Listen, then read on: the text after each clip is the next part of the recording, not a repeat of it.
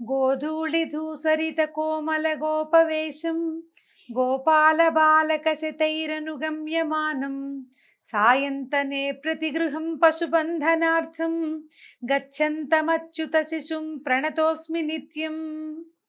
భాగవత కథాసుధ తర్వాయి భాగంలోకి వచ్చాం. ఉద్ధవుడు గోపికలకి నచ్చజెప్పాడు, భగవంతుణ్ణి గురించిన భావాన్ని కలగజేశాడు. అంతకు ముందు వరకు కృష్ణుణ్ణి పురుషుడుగాను తమను తాము అతనికి ప్రేయసులుగాను భావిస్తున్నటువంటి గోపికలు అతడు భగవంతుడని, అతడి పట్ల తమకి ఏ భావమైతే ఉందో అది సరైనది కాదని, తమకున్న అత్యంతమైన ఆ భావాన్ని భక్తిగా మార్పు చెందించుకోవాలని తెలుసుకున్నారు. ఇదంతా జరిగిన తర్వాత ఉద్ధవుడు వారికి అర్థమయ్యేలాగా ఈ విషయాన్ని చెప్పి అక్కడి నుంచి మధురా నగరానికి తిరిగి వచ్చేసాడు. ఈ తిరిగి వచ్చిన ఆ పరివర్తనకి కారణమైన ఉద్ధవుడికి మనసా వాచా నమస్కరించారు గోపికలు. తిరిగి వచ్చిన తర్వాత కాలంలో వ్రజంలో ఉన్ననాళ్ళు తమతో కృష్ణుడు ఎలా ఉన్నాడో, కృష్ణుడి తాలూకు చేష్టలని, అతని యొక్క బాల్యం యొక్క విశేషాలని తలుచుకుంటూ నందవ్రజంలో ఉన్నవాళ్ళు నిరంతరము సంతోషంతో ఓలలాడుతూ ఉండేవారట. ఉద్ధవుడు తిరిగి వచ్చిన తర్వాత కృష్ణుడు తను ఎవరెవరికి ఏమేమి మాటలు ఇచ్చాడో ఆ మాటలన్నీ జ్ఞాపకం చేసుకున్నాడు. కంసుడి నగరానికి అంటే మధురా నగరానికి వచ్చినప్పుడు మధురా నగర దర్శనం చేస్తుండగా కుబ్జకి ఇచ్చిన మాట ప్రకారం త్రివక్ర అయిన కుబ్జని సౌందర్యవతిగా మార్చినప్పుడు ఆమె మా ఇంటికి రమ్మని అడిగింది. ఆమెకి ఇచ్చిన మాట ప్రకారం ఉద్ధవుడిని తోడు తీసుకుని కుబ్జ తాలూకు ఇంటికి వెళ్ళాడట. కుబ్జకి నగరంలో ఉన్న పరిస్థితులు తెలుసు. అప్పుడు నవయవన మన్మథాకారంలో కనబడిన ఒక గోపాల బాలకుడు ఇప్పుడు రాజుకి పక్కనుండేవాడని, రాజకుమారుడని, అతని వల్లే ఈ రాజ్యం నడుస్తోందని, అతను సాక్షాత్ భగవత్ స్వరూపమని అవన్నీ తెలుసు. తనకిచ్చిన మాట ప్రకారం వస్తాడా రాడా అని అనుకుంటూ ఉండేది. కేవలం సైరంధ్రి అయిన తన ఇంటికి వస్తాడో రాడో అని భావించేది. ఆయన తన ఇంటికి రావడం చూసి సంభ్రమంతో లేచి ఎదురేగి అర్ఘ్యపాద్యాదులు ఇచ్చింది. ఈమె కూడా గోపికల వలె కృష్ణుడితోటి భౌతికంగా ఆయనతోటి కలిసి ఉండాలని భావించింది. భగవంతుణ్ణి కోరవలసిన కోరిక ఏమిటో తెలీదు. ఇది సాధారణంగా మానవుల మనస్తత్వానికి అద్దం పడతారండి ఈ కుబ్జ కానీ గోపికలు కానీ. మనం సుధాముడి సంగతి విన్నాం. అతను నీతో పాటు అంటే నీ పాద సేవ చేసే భాగ్యమే నాకు కావాలి, నీ పాదాలని సేవించే వాళ్ళతో చెలిమే కావాలి, నిరంతరము నీ ధ్యానమే కావాలి అని అడిగాడు. భక్తుల లక్షణం అది. మానవ లక్షణం ఏంటంటే తాత్కాలిక ప్రయోజనాల కోసం చూడడమే మానవుల యొక్క మనస్తత్వం.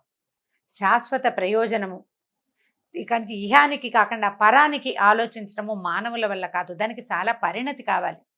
మనం చెప్పుకునే మెచ్యూరిటీ అవసరపడుతుంది. వీళ్ళకి మెచ్యూరిటీ లేదు. ఈ భావంలో ఇక్కడే ఉండిపోతారనమాట. ఈ భావంలో ఉండిపోయిన కుబ్జకి ఆమెకి ఇచ్చిన మాట ప్రకారం ఆమెతోనే కాలక్షేపం చేశాడు. ఆ కృష్ణుడిని ఒక చోట వదిలిపెట్టి హాయిగా కూర్చుని ఆమెతోటి ఉండిపోయాడు. కొద్ది కాలం తర్వాత ఆమెకి ఇచ్చిన మాటను నిలబెట్టుకుని అంతఃపురానికి, తన నగరానికి, మందిరానికి వెళ్ళిపోయాడట. తర్వాత ఏం చేశారంటే హస్తినాపురం నుంచి ఎన్నో రకాల వార్తలు వస్తూ ఉండేవి. ఇప్పుడు ఇంతకుముందు కృష్ణుడు ఉన్న ప్రాంతం ఏమిటి? రేపల్లె. అక్కడ ఏముంది? ఆవులు, ఆలమందలు. సాధారణంగా గోపాలక జనమే. వాళ్ళకి పెద్ద హడావిడి హైరానా ఏమీ లేదు. ఆవులను తీసుకెళ్ళటం, మళ్ళీ తేవటం, వాటికి సంతానం కలగటం, పాలు తీసుకోవటం, వెన్న తీసుకోవటం, మజ్జిగ చేసుకోవటం, ఇదే వ్యవహారాలు తప్పిస్తే వాళ్ళకి రాజకీయ వ్యవహారాలు అవి ఏమీ లేవు. కానీ ఇప్పుడు ఉన్నది కృష్ణుడు మధురలో. ఇక్కడ చాలా వ్యవహారాలు ఉన్నాయి.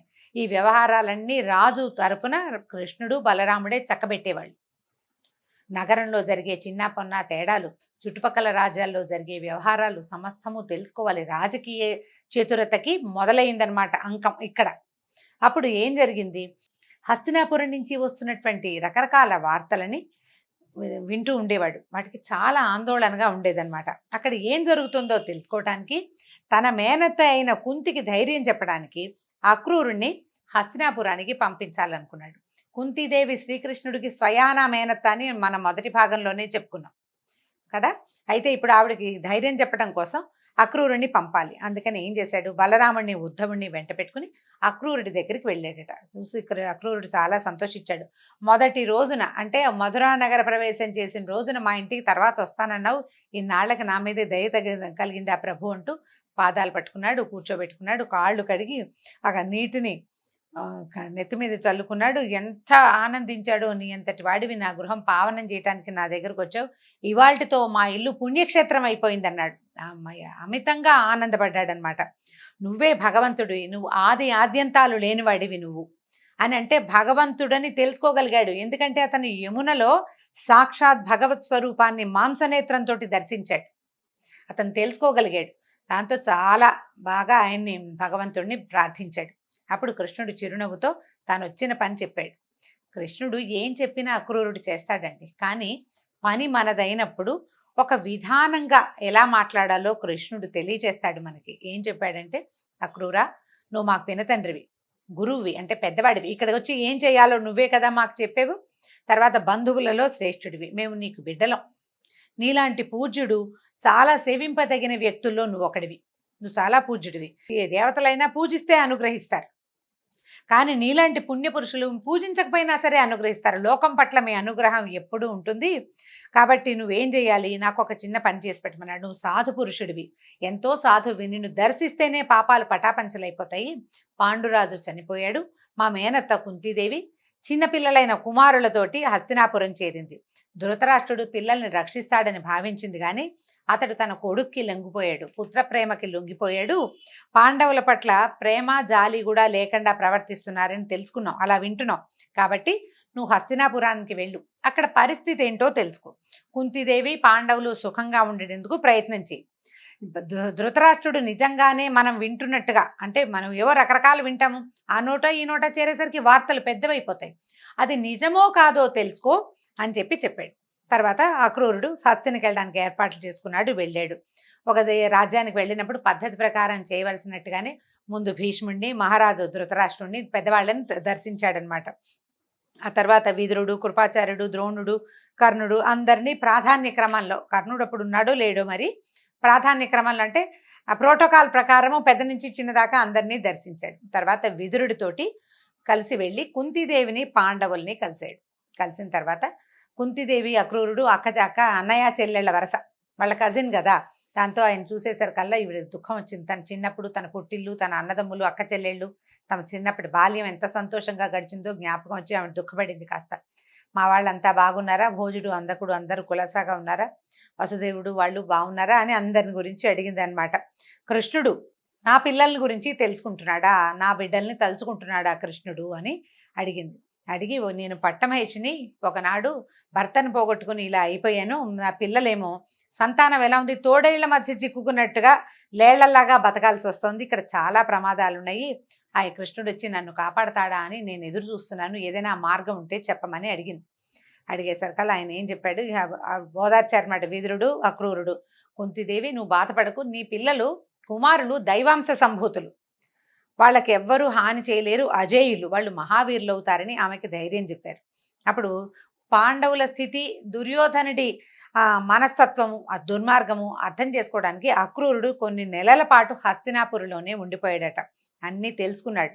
అన్నీ తెలుసుకుని చివరికి వచ్చేసే ముందు ధృతరాష్ట్రుణ్ణి కలిశాడట.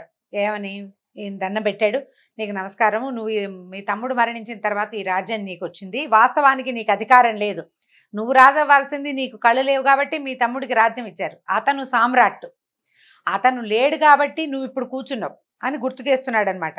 లెక్క ప్రకారం పాండురాజు యొక్క కుమారుడు యుధిష్ఠిరుడు నీ పిల్లల కంటే కూడా పెద్దవాడు కాబట్టి న్యాయం ప్రకారం రాజ్యం రావాల్సింది ధర్మరాజుకి, నువ్వు ఏదో లైన్ ప్రకారం అక్కడ ఇంకో దారి లేదు కాబట్టి రాజు అయ్యావు, ధర్మ మార్గం అవలంబించాలి, అందరినీ సమదృష్టితో చూడాలి అని చెప్పి బోధించాడు. కృష్ణుడు ఏం చెప్పి పంపించాడో అది చెప్పడానికి ప్రయత్నం చేశాడనమాట. మనం వ్యక్తులు ధర్మ మార్గంలో ప్రవర్తించకపోతే ప్రజలు అసహించుకుంటారు, లోకంలో కీర్తి నశిస్తుంది, పైగా బ్రతికినంత కాలమే కాదు మరణానంతరము కూడా అపకీర్తి మన వెన్నంటి ఉంటుంది. ఎప్పటికీ ఒక దుష్టుడుగానే జ్ఞాపకం పెట్టుకుంటారు మనని. కాబట్టి సరిగ్గా ప్రవర్తించాలి, నీకు ఆ దుస్థితి రాకూడదంటే నీ కుమారులు పాండవులు సమానమేనన్న భావంతో నువ్వు ప్రవర్తించాలని చెప్పాడు. ఎందుకంటే లోకంలో ఏది శాశ్వతం కాదు. ఈ క్షణంలో శరీరం ఆత్మకి ఆశ్రయం అవుతుంది, తర్వాతి క్షణంలో ఈ శరీరం దేనికి ఆశ్రయం అవుతుందో ఎవరికీ తెలియదు. నీవు ఆత్మకు ఆశ్రయం ఇచ్చింది ఈ శరీరం, రేపొద్దున ఈ ఆత్మ ఇంకే శరీరాన్ని ఆశ్రయిస్తుందో తెలియదు, ఒక రోజులో మారిపోతుంది.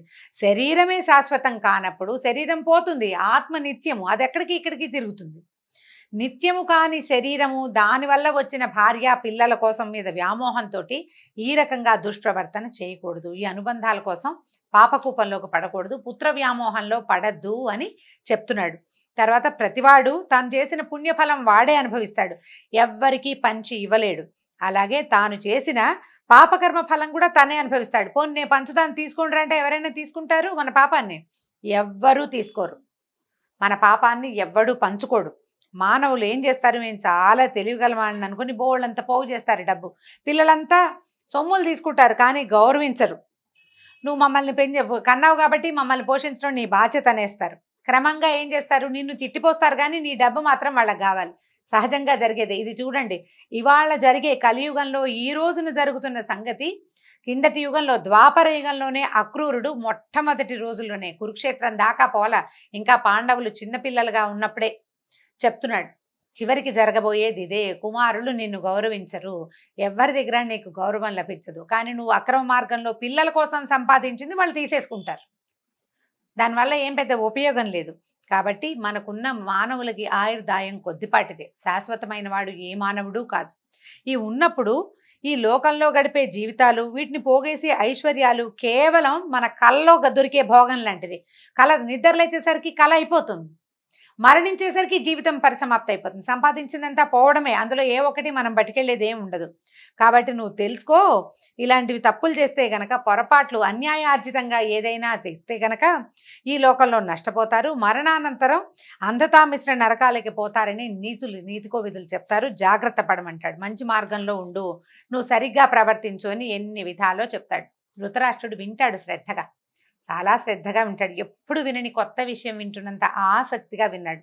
కానీ అతను అది నిజానికి అతను వింటున్నాడు, విదురుడు భీష్ముడు వీళ్ళంతా చెప్తారు, కానీ తన స్వభావాన్ని మార్చుకోని విధంగా వింటాడు. అంటే కేవలం వింటాడు చెవితోటి, అది మెదడులోకి పోదు, అతని స్వభావాన్ని మార్చదు.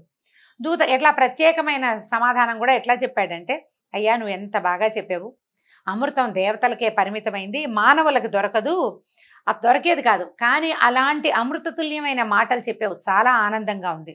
నేను ఇలాంటి మంచి మాటలు విన్నప్పుడల్లా నేను కూడా ఇలాగే ప్రవర్తించాలి వీళ్ళు చెప్పినట్టుగా అనుకుంటాను. కానీ పుత్ర వ్యామోహం నన్ను ఆక్రమించేస్తుంది, బలమైన బంధంలో చిక్కుకుని ఉన్న నా మనసు అట్లా ఉంది. నీ మంచి మాటలు కాసేపు మబ్బుల మీద మేఘాల మీద కమ్మిన మెరుపు తీగల ఒక చమకమని వస్తుంది, ఒక్క క్షణం మెరుస్తుంది, తర్వాత మెరుపెట్లా పోతుందో నీ బోధ కూడా అలాగే పోతుంది. పుత్ర వ్యామోహమే నన్ను జయిస్తుంది. పైగా ఈయన చెప్తున్నాడు వేదాంతం అన్నమాట. పరమాత్మ జీవులను ఒకలా నిర్దేశి ఇలా బతకండి అని పుట్టిస్తాడు. మనం అదే కదా నుదుటి రాత అని చెప్పుకుంటూ ఉంటాం, దాన్ని దాటడం ఎవరి తరం? కాబట్టి భగవంతుడు నన్ను ఎలా జీవించమని నిర్దేశించాడో వ్యామోహంతో జీవించమనే నా జీవుడి యొక్క రాత. కాబట్టి దాన్ని మార్చే సామర్థ్యం నాకు లేదు అని చెప్పేశాడు. అంటే నేను నా పద్ధతి మార్చుకోను, నువ్వు కాదు భగవంతుడు వచ్చి చెప్పినా నా పద్ధతి ఇంతేనన్నాడు. దీని తర్వాత కాలంలో మహాభారతంలో మనకు కనిపిస్తుందండి, కృష్ణుడు వచ్చి బోధించినా కూడా పుత్ర వ్యామోహాన్ని మానుకోడు. కొడుకి యుద్ధం మానేసేయి, వాళ్ళ రాజ్యం వాళ్ళకి ఇవ్వు అని చెప్పలేకపోతాడు. ఆ పుత్ర వ్యామోహాన్ని దాటలేకపోతాడనమాట, అదే చెప్తూ ఉంటాడు.